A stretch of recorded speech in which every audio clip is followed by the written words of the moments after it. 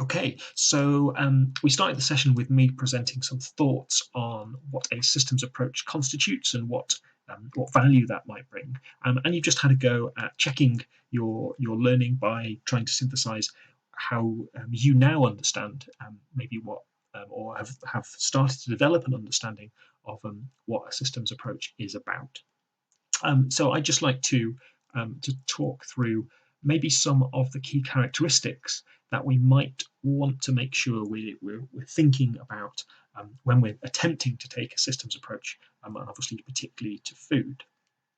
Um, as I'm sure you will have put in your own forum contributions, the whole point of systems and systems thinking is to try to expand out our mind and our gaze beyond a particular part that might just happen to have drawn our attention.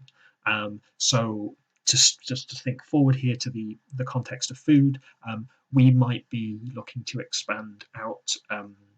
We've noticed that there's a particular issue arising in one particular farm. Is it reasonable to continue just to focus on that farm and the systems within it, or might we want to expand our view? Should we be looking at an issue across all retailers outside of a particular firm? Do we need to be thinking about the policy conditions that apply? Would that help us understand a particular practice or practices in a supply chain or in the retail sector, for example? Of course, I'm really hoping and determined that whenever you think about anything to do with the food system, at some point you will be thinking about the biophysical context and the ecosystem context of what's happening, flows and stocks of resources, the nature of certain conditions and how they might be changing for positive or less positive outcomes. So we want to be expanding our gaze. And ideally, we want to reach a situation where we are looking at a particular food system in sufficient totality to have captured all the relevant variables. Now, obviously, there's an argument to say, well, in order to understand a particular part of the food sector or a particular supply chain, we actually need to understand the whole history of the entire world. And indeed, to some extent, we will be looking at how we can do that next week. However, it's obviously unpractical and unrealistic to say, well, you know, all your food system stories have to start with the creation of the universe. There is a line. You will find a line and a boundary somewhere, and this will be partly determined by practical considerations of the real world. You know, how big is our project funding? How much time have we got to think about this more immediately in your assessment? You'll only have so many words. But this is a really important skill to develop, not just in food systems thinking, but in all tasks that you'll do in life. We want to hit some kind of arguable optimum where we have the appropriate level of detail, including all the most prominently relevant factors, so we can understand something in sufficient detail, but obviously without it taking absolutely forever and talking about things that are so small in terms of the detail they add that they are a lot less relevant or potentially totally irrelevant. So yes, we want to try to consider systems in their totality, but because of their complexity, we have to be making judgments about where we draw that line and say this is the acceptable extreme or the acceptable boundary of where we have to stop. As you will remember from environmental principles, one of the underlying characteristics of taking an academic approach to understanding the world and to responding to it, hopefully to promote sustainable development, is that we try to do it in a systematic way. And I guess taking a systems approach is kind of is tautologically taking a systematic approach, because you're looking to look at all the components that might be relevant, and you're either saying actually, although this is related, it's not sufficiently relevant or influential, so I'm kind of discounting that for now. This part here does seem to be a thing that we can't ignore when thinking about this issue, so we'll have to dig into this in quite a lot of detail. So you're basically trying to identify all the things that might be relevant, discounting some of them that aren't sufficiently relevant, and then focusing on on those that are, again in a systematic way. So looking at, for example, making sure you've covered all the possible principles. So as we know from our first year, we've thought about global sustainable development in terms of social principles, economic and environmental principles, and there are lots of other ways we can break the world down. And by having those predefined frameworks that we work through, it helps us bring a systematic approach. We haven't just gone, oh, maybe this is important, maybe that's important. We've gone, oh, let's use this lens that has three components, and we'll go through the three components. This helps us be systematic. And ultimately, what it helps us to do is to realize that everything is exceptionally complex. And actually, if we're going to deal and engage with the world effectively, it is probably, we need to engage with that complexity, not try to simplify it just because that's the easiest approach, maybe the most sort of politically desirable or economically cost-effective. What we're interested in is efficacy, the effectiveness of our analysis and our intervention. Why would we bother? Because quite honestly, as I chat through this, it sounds like an awful amount of work, and it doesn't sound easy at all. I think that's true, but the value that it brings. So it helps us to understand all the individuals that might be involved in a certain system. So thinking maybe back about the university, or thinking in your own mind about food, all the particular actors and what their role in the system is. Only when we've understood who they are and what they do can we really start to think about how the system works. Those actors will be working in a wide range of contexts. They will be working in a context of certain politics and maybe formal political institutions and policies. They'll be working in a certain economic context with certain economic incentives and drivers and opportunities and risks. And the systems approach, and this is very important, shouldn't be static. It should recognize that the world is dynamic and things are changing. And even though you've got a process where you might not be able to see some of the sort of the complexities and the changes, they nevertheless might be occurring nevertheless. So we want to capture a dynamic understanding of a system, and particularly with a view to understanding, well, when you start pulling certain levers, when you start changing certain variables with that system, how are things connected, and what implications might there be?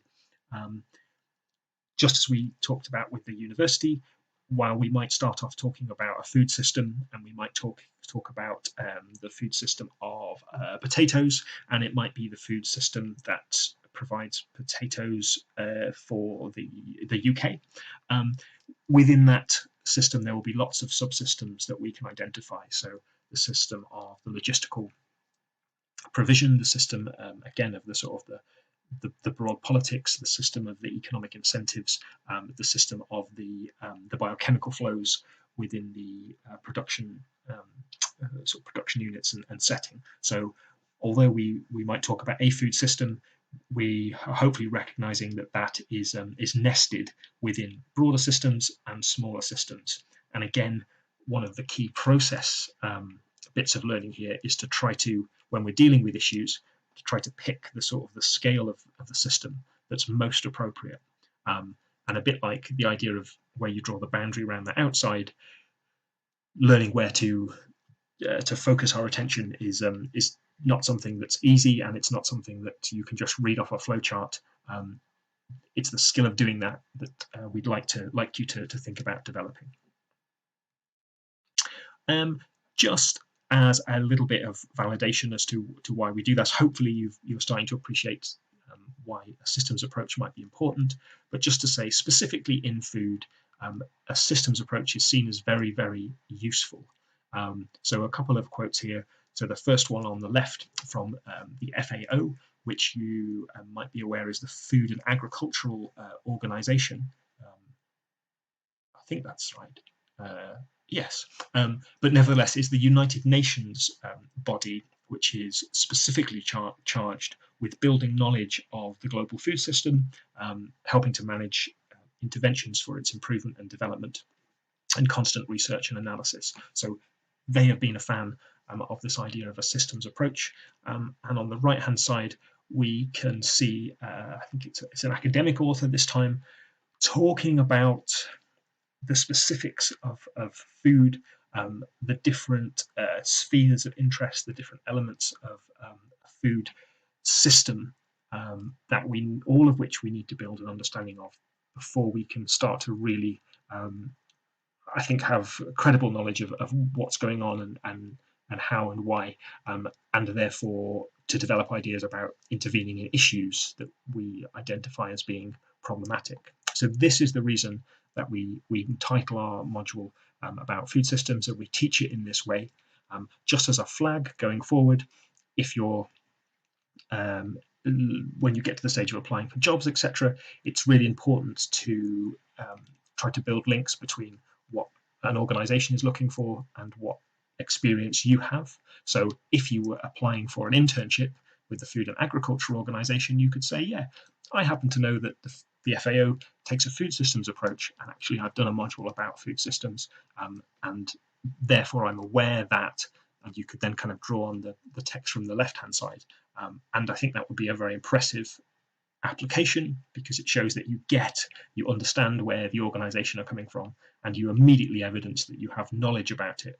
Not I did a module about it and therefore you can assume that I know lots. In your written communication, you can demonstrate by talking about the knowledge you have. So this is another reason we use this approach. So another little link, I'll put the slides up, or maybe I'll put this in the additional reading.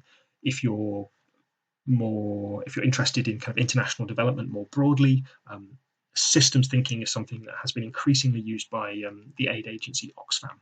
And in my last job, I had the privileged opportunity to talk to Duncan Green, I think his name was, who was the head of policy for Oxfam at the time, and systems thinking was something he wanted to drive forward. So I'm drawing on that experience a little bit, working with Duncan to build this into our module for you. So up until now, we've done quite a bit of broader background about food systems, what they are and why they might matter. I've hinted at how they might be applied to food, but now I'd like us to think about that question much more concretely. So what I'd like you to do, please, is to think about, maybe the best way of doing it is to think of a particular food system, and you might want to focus that around a food stuff that you is a particular favorite, or maybe a context in which you consume food. So we can think about a food system of, as I said before, providing potatoes to the UK market. That's its own kind of system. Or we could say, well, actually, I'm more interested in my day-to-day life. So I'm interested in the food system that provides food to the university. So we can define our food system in a number of different ways. But what I would like you to think about is, if you were going to create a conceptual model that you would use to help other people understand your chosen food system, what are the components that you would like to be putting in that food system?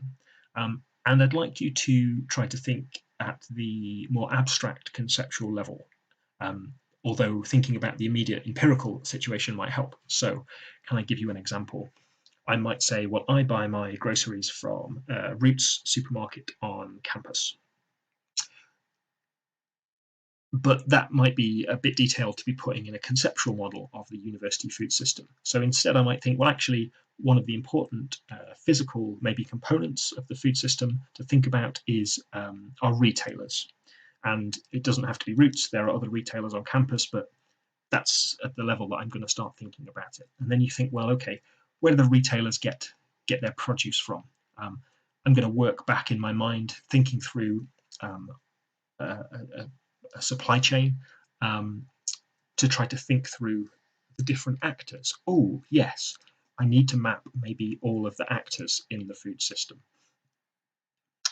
in different subcategories. And then I would go on to think, well, okay, what else matters in influencing the nature of this particular food system? What other physical components are there, and what other socially constructed components are there? So I'd like you to have a think about that for a little while. maybe you take 10 minutes or so, and maybe you might want to jot your ideas down on a piece of paper. You might at this stage want to start thinking about your food system visually. That might help you think through to the different bits that possibly exist, the different conceptual categories that exist in the food system. So I'd like you to spend about 10 minutes having a think, and then I'd like you to move to the next forum where I'm going to ask you to submit just one or two ideas that have come to mind in your 10 minutes. Once we've done that, I will provide you with some of the thoughts that I have drawn from the literature about how we might conceptualize food systems, and then we're going to push forward from there.